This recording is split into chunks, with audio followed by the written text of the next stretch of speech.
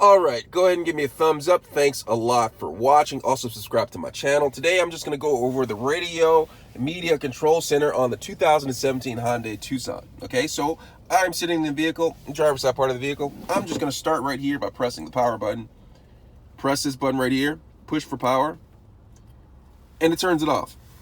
We don't want that. We actually want to turn it on. So I'm going to press it, and as you can see, it goes directly to the radio station, just right there, and I can adjust the volume by going like that. Okay, now the radio's on. If we want to switch to media, press the media, and it says there's no media files available, so blah. Okay, go back to radio. Did radio, the radio's on. Midday Classic, we can do seek for seeking the channel. We can do track. You can do map voice, navigation, setup, for instance, if you want to set up your Bluetooth or whatnot, the info, the map. See, there's a lot of selections on there, okay? Blue link, and then also connect to your phone if you want to make phone calls. Let me know if you have any questions. Give me a thumbs up. Thanks for watching.